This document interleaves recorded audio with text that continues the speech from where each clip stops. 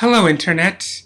This is Sophia, and for the first time, I'm not doing this broadcast alone, but I have a guest here that I'd like.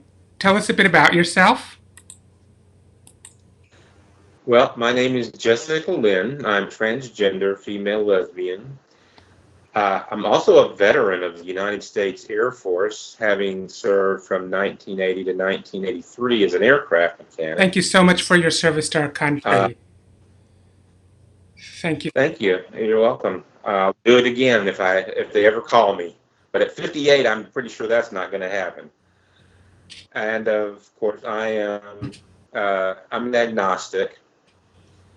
Um I lean towards the idea that God doesn't exist, but I'm not quite ready to just come right out and say that. 58 years of indoctrination is awfully difficult to overcome. Understood. And just to let other viewers know, Jessica has her own channel as well. You can find the link in the video description below of this video on YouTube. The video description has a link to her channel, so you can definitely link to it there. So, anything else you want to tell us about yourself? Mm, well, I'm recently separated from my wife of 27 years. I do have a 22-year-old daughter and a 6-year-old grandson who's absolutely full of himself. So those two are probably the joys of my life. Anyways, so one thing we'd like to discuss today is one thing that we like that can often be a very important thing to do is rebuttal videos, because many times there's a lot of misinformation and bad ideas that people put out there in the vlogosphere, and it's our responsibility many times to not let those misconceptions just go unchallenged, right? So, Absolutely. so one thing we have to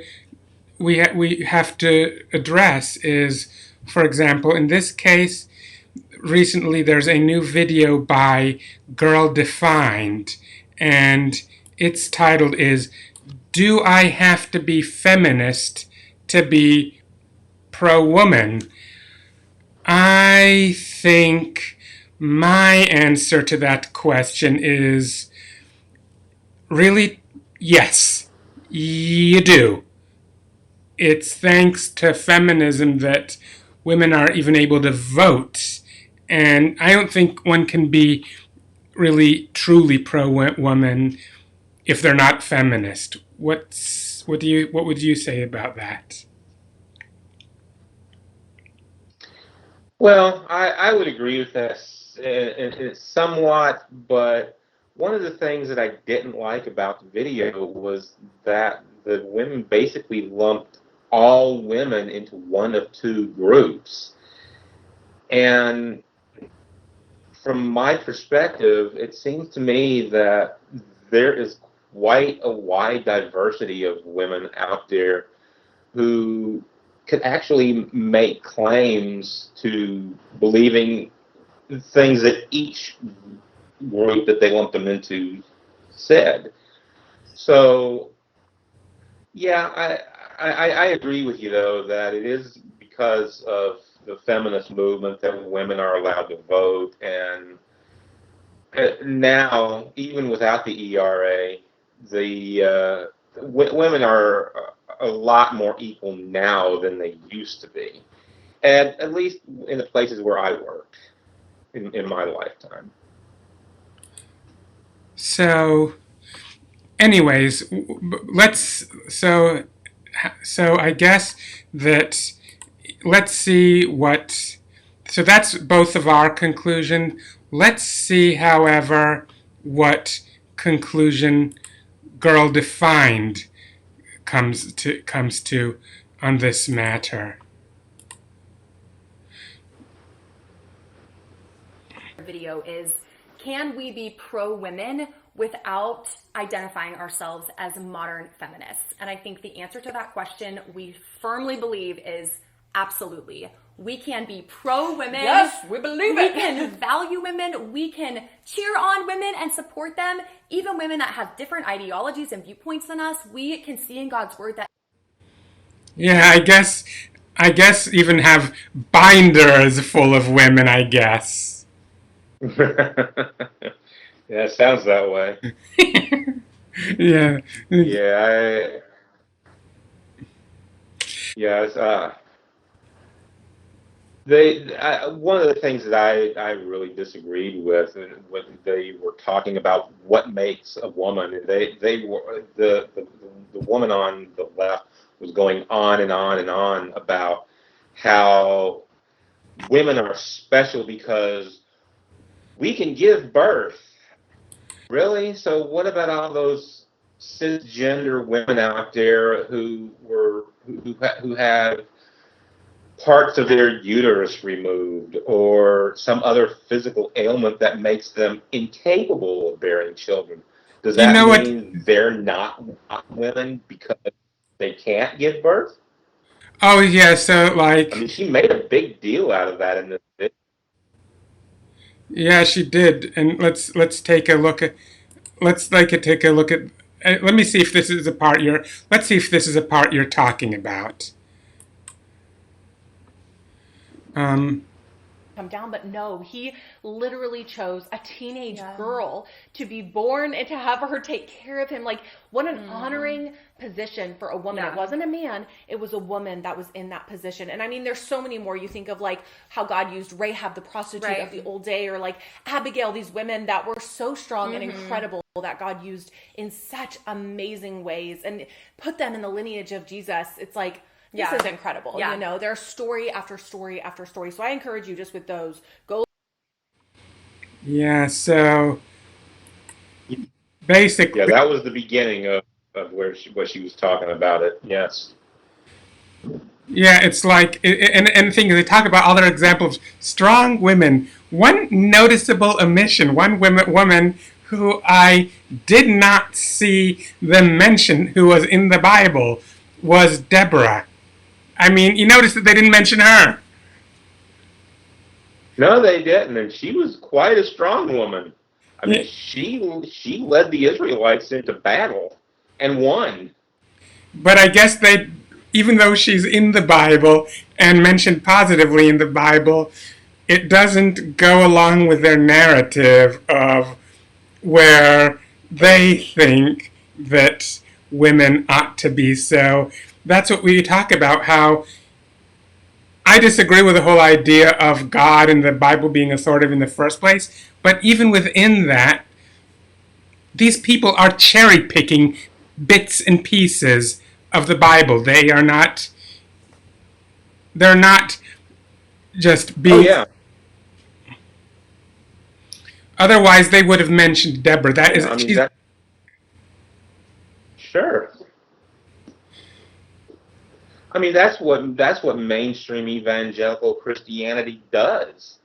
They read something in the Bible, they cherry pick it, and they say this is the standard for everyone or for everything, and they fail to take into account that first, these are just stories. Second, they're cultural stories. They're not intended to be applicable to every living person in every single situation. You know, they do the same thing to homosexuals and transgender people when clearly you read these stories about them and about how about women like Deborah, and you're saying why? Um, why do you think that this applies to everyone in all times when it was written 2 to 4,000 years ago? And we've learned a lot of things in the past 2 to 4,000 years, especially things as they apply to women. Yes, women in the Bible, especially in the Bible, were treated as property. If a man wanted a divorce, he didn't have to go to court. All he had to do was give her a declaration and say, "Bye, see ya." And women were treated like property, and we don't do that anymore. At least for the most part, we don't. I know some employers who think that their women employees are more servants than professionals. And I think that's something that the feminist movement needs to address. Now there's that women are not subservient. Go ahead. Yeah, but now one thing is you referenced calling them evangelicals, and I've fallen into that same habit too. But recently, when there was a meme going around with doctors and nurses trying to push the coronavirus uphill so it won't squash the people, and then it said like Trump and Republican politicians and pushing the corona downhill so it will squash the people, and then on the side trying to squash it, it said evangelicals. When I shared it somewhere, somebody said like, "No, I'm an evangelical, and I take science seriously," and wanted to like say not all evangelicals. And then my response to this person, I don't know whether it was a he or a she. I didn't really. One of the things where I didn't like pay attention to the name or the face, so. You know how it is on the internet when basically that person, my response to this person was, well, in the last decade or so, people have gotten into the habit of using evangelical as a euphemism for fundamentalist, and then the person said, well, that's true, but it's not accurate, and I realized that person is right. To call these people evangelicals is not fair to people like Jimmy Carter. It's not fair to a lot of people who are evangelicals that are not fundamentalists. Yeah, I understand what you're saying. Yeah, it's not. And so I've realized I should try to check that tendency of mine to refer to them as evangelicals. Yeah, I see what you're saying. But the fact is that maybe I should rephrase that as evangelical fundamentalists. That may be more accurate. Indeed. Because it is those people who really they basically are male dominated, and they want to keep women in their place, including transgender women like us. Speaking of that, we are second and third rate people as far as they're concerned. The men are the ones who God has called to be the leaders. Yeah, speaking of that, there's this other clip that I saw relatively early in the video that really caught my attention. Here it is. All agree on. This is something that every single one of us as women, I think, can link arms and say that yes, we want women to thrive. We want women to have happy lives. We want women to use their gifts and talents. Yeah. You see that part where she said, every one of us is women? It's like they wouldn't recognize us as women. They wouldn't even consider us to be women. No, they don't. Because we can't give birth. Yeah, and also because when we were born, the doctor who didn't know us just looked between our legs and and made a decision, and based on what they saw, and if what they saw wasn't completely one way or the other, they made their call, even if in some cases when it wasn't even that clear what they, even if there was an ambiguity, they still would jump the gun. But even when there wasn't because like for me there was an actual ambiguity, but they still jumped the gun. Yeah. Yeah, they do that. Even with children who are Oops, actually born not too. with both male and female organs, and it's usually the doctor who makes the decision as to whether or not this baby should be male or female. And they often don't I'm even sure talk. they must take the parents' wishes into consideration too, but shouldn't that child just be left alone to grow up and decide for his or herself or their selves if they don't identify as either male or female? They often don't. It didn't even Maybe tell. they In the should past, they grow didn't up to even. be non-binary. In the past, they didn't often even tell the parents. No, they didn't. The doctor made the decision. Yeah. But yeah, it just occurred to me that when they were talking about it, that these people wouldn't consider us to be women, and yeah. Oh, here's another part that I found to be really hilarious when they're talking about Jesus being so countercultural. Let's play that here. Like, even Jesus in his day, it's like he was so countercultural and So- valuing women against, like, just secular society. He was incredible. But if you Got that?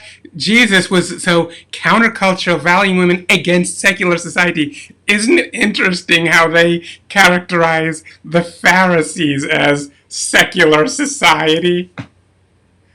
Mm-hmm. Yeah, I caught that too. I thought that was funny. I And mean, I guess Jesus was countercultural. If preaching love and acceptance went against the Jewish culture, then yeah, he was countercultural. And he was accepting women just as one of God's creations. I mean, he As wasn't being like he wasn't like he wasn't like taking. He wasn't like the Epicurean philosophers who wanted to stone the woman taken in adultery. It's not. no. It's what secular society was Jesus standing up to? The Pharisees and the Sadducees and the scribes. Basically, the church. Everybody who was a man who wanted to be in charge, large and in charge. That's the ones he was standing up against. Yeah, not against. Nothing to do with. They were the ones that he was pointing at and saying, "You're wrong." But he didn't just come right out and say, "You're wrong." Instead, he let he who was without sin cast the first stone, and they all dropped their rocks and split. And then he asked the woman, "Woman, who condemns you?" "No one." "Well, then neither do I condemn you. Go and sin no more." You know?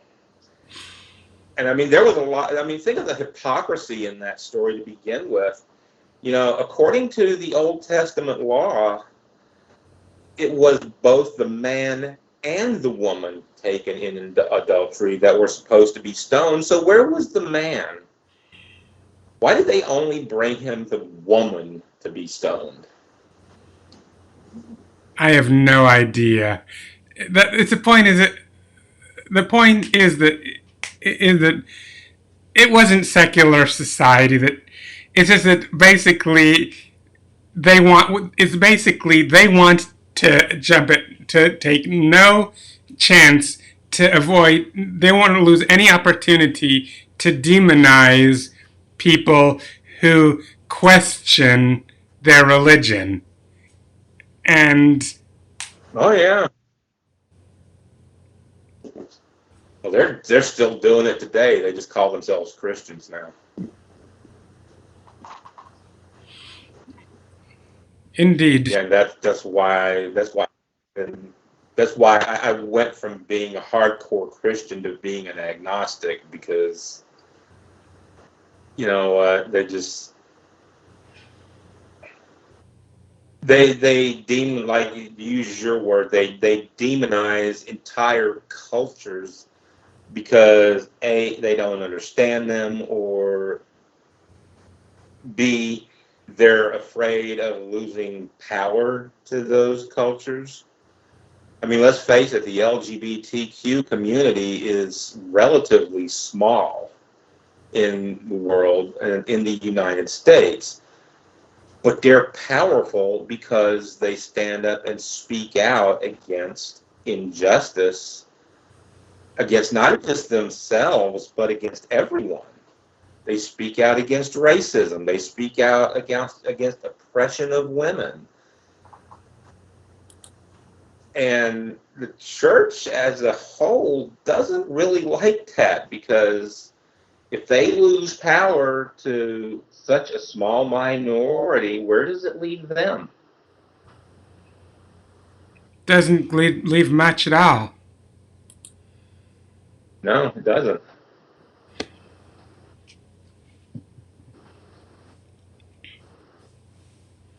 Yeah, that's why I've moved from being a conservative to being a liberal, because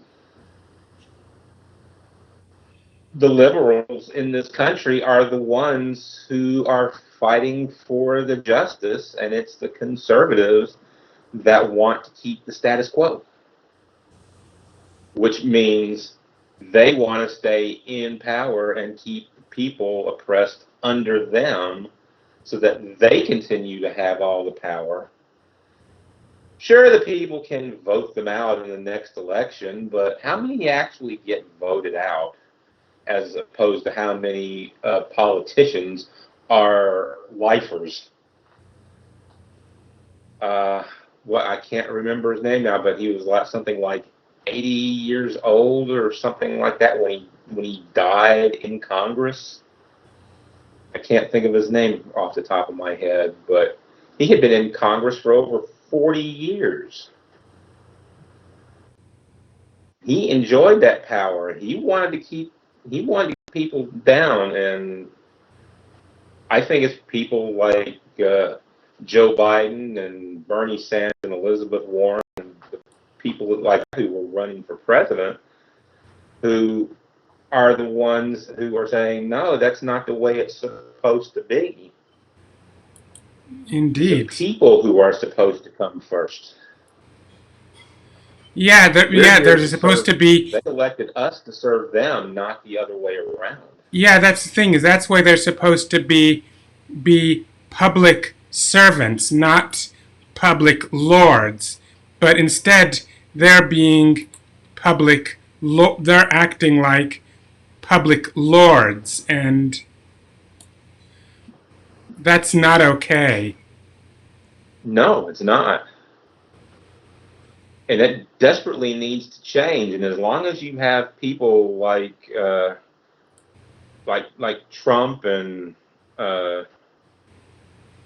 all of his cronies and people like Mitch McConnell who are in charge, it's not going to change. Those people need to be voted out. One other thing that's been, if we're talking about events that are that current, one thing I think we can't avoid talking about is people who are using their religious beliefs as an excuse to ignore the instructions from the Center of Disease Control, or in general from medical experts about what needs to be done to stop the spread of the coronavirus. Like many states that have lockdowns have given exemptions to people who are attending church services, treating them like a vital. And I mean, I know that there are a lot of Christians who are really. I'm trying to keep my language appropriate, but There's a lot of Christians who are Yeah. really not amused by this. Mm-hmm. And but one thing is, every pandemic that ever has been has changed society somehow. Some of them for the better, some of them for the worse. Many of them both for the better and for the worse. And one change that has one thing is that we don't know exactly what society is going to be like after this pandemic, but one of the more optimistic, hopeful possibilities is that society might lose patience with people using personal beliefs, however sincerely held, as a license to disregard laws and policies that are set up either to protect other individuals or to protect society as a whole. I mean, people may have been comfortable saying like, "Oh, I don't agree with it, but it's their right." When those things made it more difficult for a gay couple to find a wedding cake, or for transgender people to find our basic health care because we're such small minorities. But when but now that everybody is having their lockdown having to be longer because of people who aren't cooperating with the lockdown that we have, it's possible that there might be a reckoning and saying like, yes, people have the right to practice their religions, but as long as they do it at their own expense. Yeah, exactly. They need to do that, and that's one of the reasons we really got to get Trump and out of the White House. We gotta flip the Senate and keep the House, because that equality amendment that was passed by the House didn't make it through the Senate. If they can flip the Senate, then the Senate can vote for it, and Biden can sign it, and then that will take away their excuse of, well, it just violates my religious conscience. Well, you know what? You can't discriminate against someone just because it violates your religion. That needs to be illegal, and until that amendment passes, it won't be. Honestly, thing is that I don't think that the idea of your religious freedom taking precedence over other people's rights was what the framers had in mind. I think what they were trying to crack down on was more things about, like,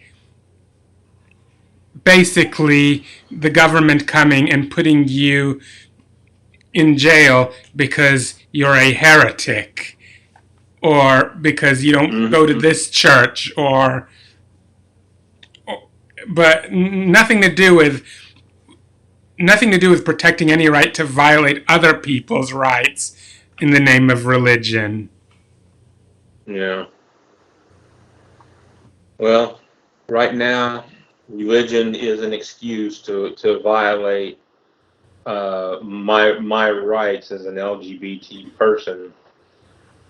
And it used to be an excuse to violate the rights of the African American community. And that took some time, and they're still fighting to overcome that, even here 50 to 60 years later. They're still fighting that battle, but at least it's not at least a black person can walk into a Christian bakery and order whatever they want, and the bakers can't turn them away because they're black. But it is legal to turn away a same-sex couple who wants a wedding cake. That reminds me, or a trans person who wants to celebrate their transition or their coming out. They can turn them away because, hey, my religion says that's a no-no. Oh, it's like this thing here. This clip that I'm about to play. And as we trust him and believe him for that and look to his word for guidance, we'll see how to actually do that. We'll see that we can thrive in marriage. So in a marriage relationship, we see God is the one who created and defines this. Ephesians 5:31 and 33 says, therefore a man shall leave his father and mother and hold fast to his wife, and the two shall become one flesh. This mystery is profound, and I am saying that it refers to Christ and the church. So a beautiful metaphor of a deeper spiritual reality. However, let each one of you love his wife as himself, and let the wife see that she respects her husband. So beautiful, like kind of, I think of a dance of a man and woman, and just God is also the creator, designer, definer of sex. It's his good plan. Hebrews 13:4. Let marriage be held in honor among all, as stifling or limiting, but so often we thrive, just like when we have a schedule for ourselves, or we're on a diet, or we make plans and stick to them, or we have goals. When we have parameters, boundaries, and we stick within that, we often thrive. And that's what God is saying here. I've created sex to thrive within marriage, within a covenant marriage, valuable in worth. And so God made us to have differing roles and functions, but those differing roles and functions do not determine our worth and value. We're each created 100% equal in worth and value. Which and I think you heard that? You heard that? Yeah, I would say some are more equal than others. Yeah, it's like separate, basically separate but equal. It's like your center. Separate but equal, but because basically the thing is that, how do I put it? It's basically a separate but equal thing. It's like saying like, oh, God values black people, but it is part of God's plan for black people to sit in the back of the bus and to warm seats in case a white person, if somebody said that they'd be labeled a racist, and they would be very rightly labeled a racist. And and they'd be right, because it would be irreprehensible to tell somebody because of their skin color or other ethnic feature that they have to sit in the back of the bus or give up their seat if someone of a different skin color or other ethnic feature wants it from them. It's Sure it is, and it should be just as reprehensible to people to say that this wedding photographer is, I'll take your picture as long as I don't have to take a picture of the two of you together. No, but I'm talking about the thing about like wrong. I'm thinking about the thing about like even without just saying the LGBT women, the idea of putting women in their place, that like their very whole idea of opposing feminism is that they think that, because the thing is they know what the actual dictionary definition of feminism they know what the actual dictionary definition of feminism is, but they then quickly, I'll show you, but they then very quickly go to a straw man definition. Want me to play the clip, or have I played enough clips? No, go ahead. Okay.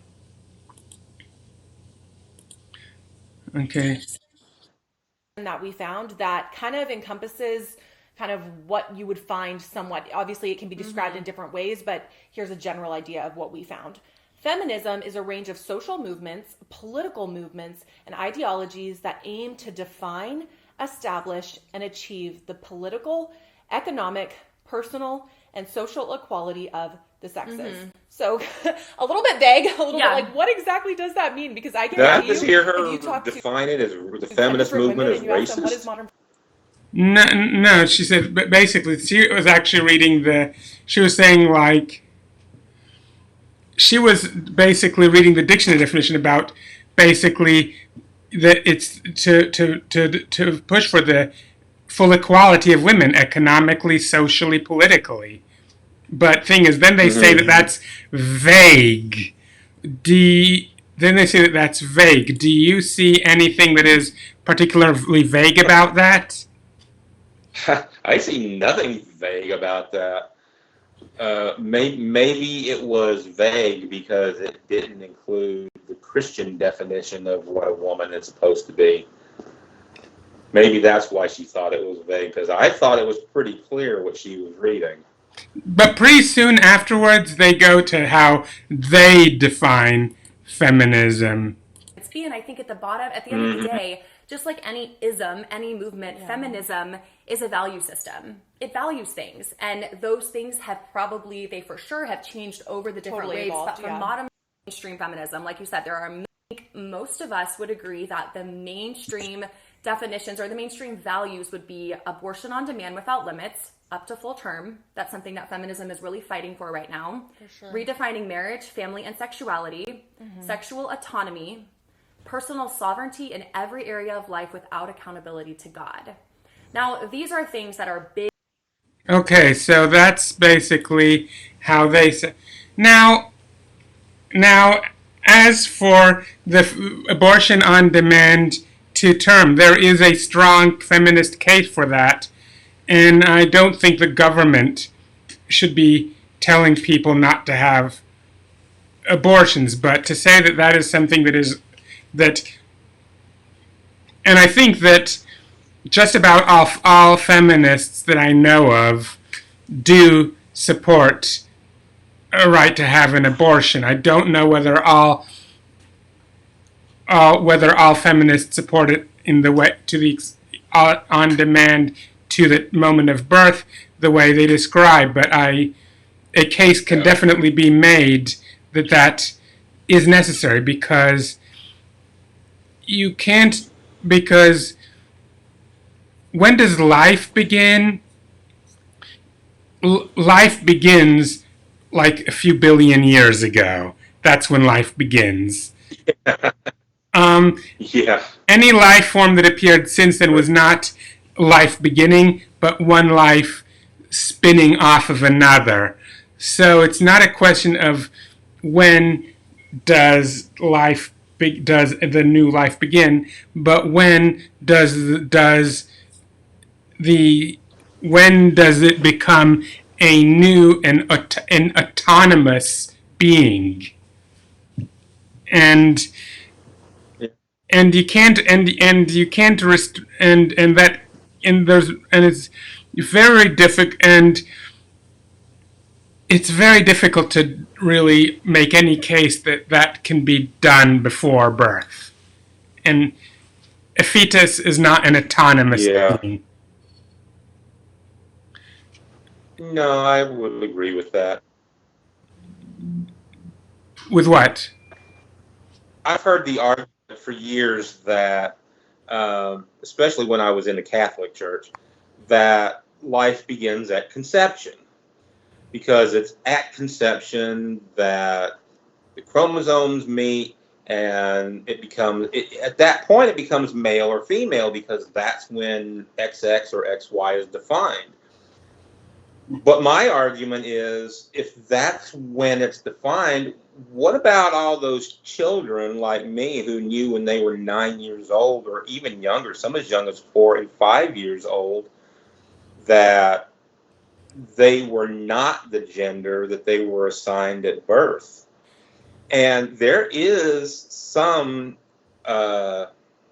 scientific evidence that shows that transgender people in general show 21 rare differences, anomalies on 19 chromosomes that cisgender people don't have. I did not know about that. But here's my question. I'll have to email you. I'll have to text you the article. That I'd be definitely interested in reading it. But here's another question: is that if it starts at conception because that's when a combination of genes start, and that's how you define when it is a new person, then if you find two identical twins and kill one of them, does that mean that since the other one with the same exact combination of DNA is still alive, that you haven't committed murder? That's an interesting question. I'll have to think about that one. Yeah. Yeah, because, basically, like you said, they're identical. So, you've gotten rid of one, but the other one's identical one still exists. So, yeah. No, I'll state for the record, I would consider that to be murder. I would consider that to be murder, but I also don't buy the notion that life starts at that a human being starts at conception. Oh, I don't either. I just think that's probably one of the more ridiculous arguments that I've ever heard in my lifetime. I'm not a big fan of using abortion as birth control, but for me to tell another woman you can't have an abortion is no different from, say, another woman telling me I can't have HRT or GRS because I'm mutilating my body by doing that. As a matter of fact, that's one of the... My body. It's her body. As a matter of fact, I used to be... What she wants to with it. I used to be anti-abortion, and one of the experiences that caused me to change my mind on that, one of the experiences was when I read about them pushing for the healthcare providers' right of conscience. The healthcare providers' right of conscience. Mm-hmm. The healthcare providers' right of conscience. They wanting to do so. Basically, a pharmacist who's somebody who's working in a pharmacist. Their job is to give you whatever medicine the doctor prescribes, has the right to not give the morning after pill because it offends their religious beliefs. I was just right away scared because I was worried about if that's allowed to go, what's there to prevent a scenario in which I go to get my medicine as a trans woman filled, and the doctor says, and the pharmacist happens to be in from those religions and says, no, I can't give you this medicine because God made you a man. Mm-hmm. And so, for that reason, that was not the only experience that caused me to change, but that was one of the experiences. Well, for me, coming out as a transgender woman and realizing that if I was going to physically come to at least resemble the woman that I've always known myself to be, that I was going to have to do these things. And I had a lot of former Christian friends, I should say, who told me that if I did this, that I was going to be mutilating my body, and that went against God's word. And I was like, okay, well, show me. Show me where the Bible even addresses the idea of someone being transgender. It's just not in there. And using your religion to tell me I can't do what I need to do medically to become, to reverse this birth defect between my legs, and that's how I view it. I view it as a birth defect just as surely as someone who was born deaf or blind, or with an extra finger. Yeah. So, if they have the right to to have surgeries that will give them sight or give them hearing, to reverse their birth defects, why should I not have the right to do what I need to do to my body to reverse the birth defect that I was assigned? I was like, When I God has was a plan for you that for which 5 fingers on each hand just aren't enough. I know 6 fingers. I actually, if I'm not mistaken, there's actually someone in the Bible who it might have even been Goliath, who had 6 fingers on each hand and 6 toes on each foot. I wonder what Antigua Montoya would say. I have no idea. It would be interesting to find out. You know, you've seen The Princess Bride, right? Uh-huh. Yeah, that was... Yeah. That was a good movie. But yeah, yeah, I've always heard, well, that's just not normal. I'm like, well, define normal. I mean, if your definition of normal is to be like me, then no, I'm not normal and I don't want to be. Jim Croce has a song that he wrote way back in the 70s, which is basically about hypocrisy. And one of the choruses says, you say you love the baby, then you crucify the man. What was the first one? Which are you young? Will you stand with those who say, let his will be done with one hand on the Bible and the other hand on the gun? The whole song is about hypocrisy, and you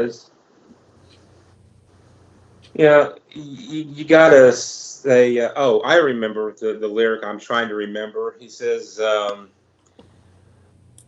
which way are you looking? Is it hard to see? Do you say what's wrong for him is not wrong for me? You walk the streets of righteousness, but you refuse to understand. You say you love the baby, and then you crucify the man. Or the third verse says, let him live in freedom if he lives like me. I see. That's really how most Christians and most of society defines normal. That's and so therefore I'm not normal because I'm doing something that goes against,